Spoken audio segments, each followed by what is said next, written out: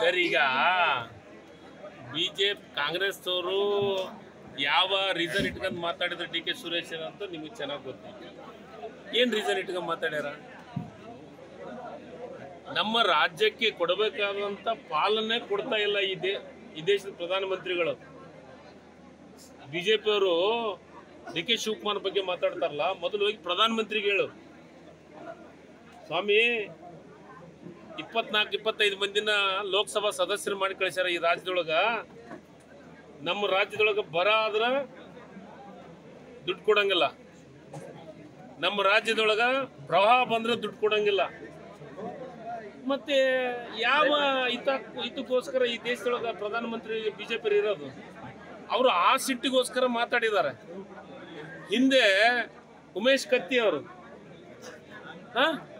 ಕರ್ನಾಟಕ ರಾಜ್ಯನ ವಿಭಾಗ ಮಾಡೋದ್ರ ಬಗ್ಗೆ ಮಾತಾಡಿದಾಗ ಬಿಜೆಪಿಯಲ್ಲಿ ಯಾವ ಮೂಲೆಗೆ ಹೋಗ್ಕೊಂಡಿದ್ರು, ಯಾವ ಗೋವೆದಾಗ ಹೋಗ್ಕೊಂಡಿದ್ರು ಸರ್? ನಾನು ಅದನ್ನು ವಿರೋಧಿ. ರಾಜ್ಯ ವಿಭಾಗ ಮಾಡೋದು, ರಾಷ್ಟ್ರ ವಿಭಾಗ ಮಾಡೋದು ನನಗಿಷ್ಟ ಇಲ್ಲ. ಆದ್ರೆ ಈ ರಾಜ್ಯದ ಬಗ್ಗೆ ವಿಭಾಗ ಮಾಡೋದ್ರ ಬಗ್ಗೆ ಮಾತಾಡಿದ್ರಲ್ಲ ಬಿಜೆಪಿಯ ಮಂತ್ರಿ, ಅವಾಗ ರಾಜೀನಾಮೆ ತಗೊಂಡ್ರ, ಅವಾಗ ಇವ್ರನ್ನ ಶಾಸಕತ್ವ ಅನರ್ಹ ಮಾಡಿದ್ರ? ಇವ್ರಿಗೆ ನಾಚಿಕಿಲ್ಲ ಬಿಜೆಪಿಯವರಿಗೆ.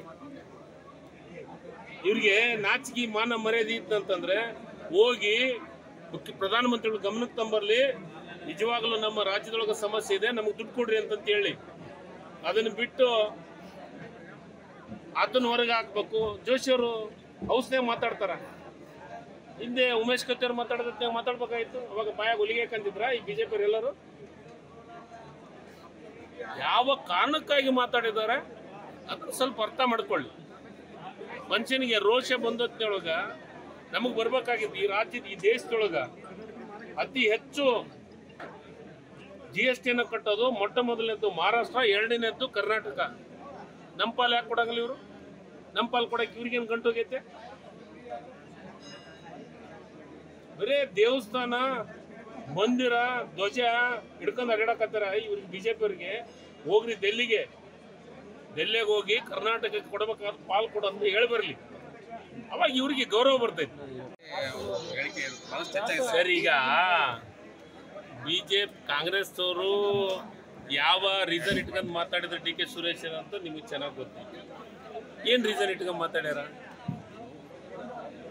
ನಮ್ಮ ರಾಜ್ಯಕ್ಕೆ ಕೊಡಬೇಕಾದಂಥ ಪಾಲನೆ ಕೊಡ್ತಾ ಇಲ್ಲ ಈ ದೇಶದ ಪ್ರಧಾನಮಂತ್ರಿಗಳು. ಬಿಜೆಪಿಯವರು ಡಿ ಕೆ ಶಿವಕುಮಾರ್ ಬಗ್ಗೆ ಮಾತಾಡ್ತಾರಲ್ಲ, ಮೊದಲು ಹೋಗಿ ಪ್ರಧಾನಮಂತ್ರಿಗೆ ಹೇಳು, ಸ್ವಾಮಿ 24-25 ಮಂದಿನ ಲೋಕಸಭಾ ಸದಸ್ಯರು ಮಾಡಿ ಕಳಿಸ್ಯಾರ ಈ ರಾಜ್ಯದೊಳಗ. ನಮ್ಮ ರಾಜ್ಯದೊಳಗ ಬರ ಆದ್ರ ದುಡ್ಡು ಕೊಡಂಗಿಲ್ಲ, ನಮ್ಮ ರಾಜ್ಯದೊಳಗ ಪ್ರವಾಹ ಬಂದ್ರೆ ದುಡ್ಡು ಕೊಡಂಗಿಲ್ಲ. ಮತ್ತೆ ಯಾವ ಇದಕ್ಕೋಸ್ಕರ ಈ ದೇಶದೊಳಗ ಪ್ರಧಾನಮಂತ್ರಿ ಬಿಜೆಪಿ ಇರೋದು? ಅವರು ಆ ಸಿಟ್ಟಿಗೋಸ್ಕರ ಮಾತಾಡಿದ್ದಾರೆ. ಹಿಂದೆ ಉಮೇಶ್ ಕತ್ತಿ ಅವರು ಕರ್ನಾಟಕ ರಾಜ್ಯನ ವಿಭಾಗ ಮಾಡೋದ್ರ ಬಗ್ಗೆ ಮಾತಾಡಿದಾಗ ಬಿಜೆಪಿಯಲ್ಲಿ ಯಾವ ಮೂಲೆಗೆ ಹೋಗ್ಕೊಂಡಿದ್ರು, ಯಾವ ಗೋವೆದಾಗ ಹೋಗ್ಕೊಂಡಿದ್ರು ಸರ್? ನಾನು ಅದನ್ನು ವಿರೋಧಿ. ರಾಜ್ಯ ವಿಭಾಗ ಮಾಡೋದು, ರಾಷ್ಟ್ರ ವಿಭಾಗ ಮಾಡೋದು ನನಗಿಷ್ಟ ಇಲ್ಲ. ಆದ್ರೆ ಈ ರಾಜ್ಯದ ಬಗ್ಗೆ ವಿಭಾಗ ಮಾಡೋದ್ರ ಬಗ್ಗೆ ಮಾತಾಡಿದ್ರಲ್ಲ ಬಿಜೆಪಿಯ ಮಂತ್ರಿ, ಅವಾಗ ರಾಜೀನಾಮೆ ತಗೊಂಡ್ರ, ಅವಾಗ ಇವ್ರನ್ನ ಶಾಸಕತ್ವ ಅನರ್ಹ ಮಾಡಿದ್ರ? ಇವ್ರಿಗೆ ನಾಚಿಕಿಲ್ಲ ಬಿಜೆಪಿಯವರಿಗೆ.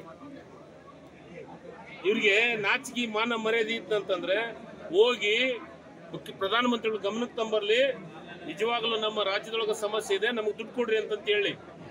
ಅದನ್ನು ಬಿಟ್ಟು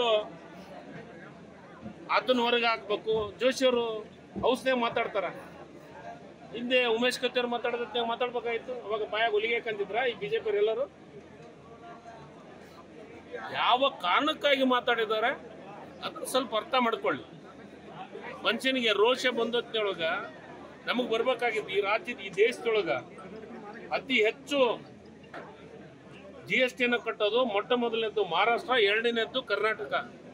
ನಮ್ಮ ಪಾಲು ಯಾಕೆ ಕೊಡಂಗಿಲ್ಲ ಇವರು? ನಮ್ಮ ಪಾಲು ಕೊಡಕ್ಕೆ ಇವ್ರಿಗೇನು ಗಂಟು ಹೋಗೈತೆ?